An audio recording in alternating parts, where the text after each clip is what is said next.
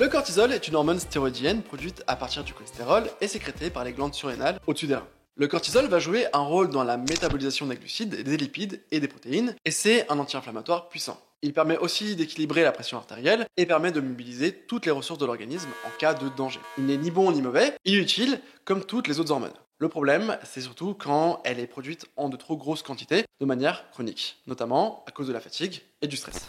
Dans cette vidéo, je vais vous présenter 5 groupes d'aliments qui vous permettront de réduire votre cortisol. Et si vous restez bien jusqu'à la fin, je vous donnerai aussi les éléments à éviter pour équilibrer vos taux de cortisol.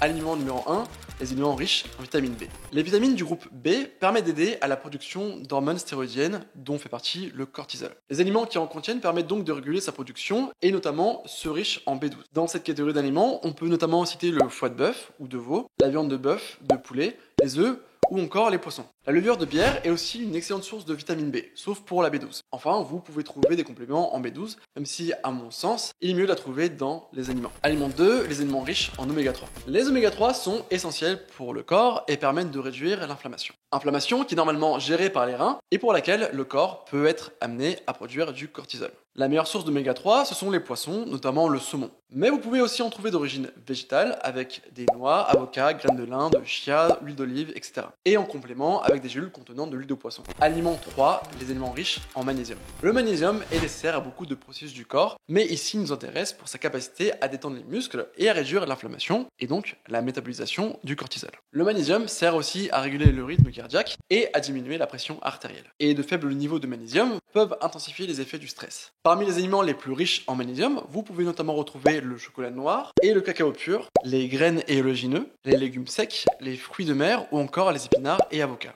Vous pouvez aussi trouver du magnésium en complément, mais n'en abusez pas, vous risquez de passer la journée aux toilettes. Aliment 4, les aliments bons pour vos intestins. Les aliments qui favorisent un bon microbiote intestinal sont hyper importants pour stabiliser le taux de cortisol. Je le rappelle, l'intestin c'est le deuxième cerveau, on y produit la sérotonine, l'hormone qui permet de stabiliser l'humeur et qui, équilibrée, permet de limiter le stress. Et pour ça, il faut prendre soin des bactéries de nos intestins. Il faut donc trouver de bonnes sources de fibres, comme les fruits et légumes, et dans l'idéal, manger au moins 20 fruits et légumes différents chaque semaine. Je sais, ça fait beaucoup. Et à côté de ça, il y a des aliments contenant des probiotiques. Je pense à tout ce qui est fermenté, comme le kimchi, le kombucha, le kéfir ou encore les légumes fermentés. Vous pouvez aussi trouver vos probiotiques en pharmacie, mais en toute logique, si votre biote n'est jamais équilibré malgré le fait de consommer ces produits, c'est qu'il y a quelque chose à régler dans votre intestin. Et dans ce cas-là, je vous invite à consommer du psyllium blond et à revisionner ma vidéo sur les plantes pour l'intestin. Aliment 5, les aliments qui hydratent. Alors tout de suite, je pense à la pastèque ou les fruits juteux, mais on les trouve qu'en été. Des études ont démontré que lorsque le corps était déshydraté, cela imposait un stress sur ce dernier, ce qui augmente les taux de cortisol. Essayez donc de boire assez d'eau chaque jour, et si vous n'aimez pas l'eau, vous pouvez vous faire des tisanes, des jus de légumes,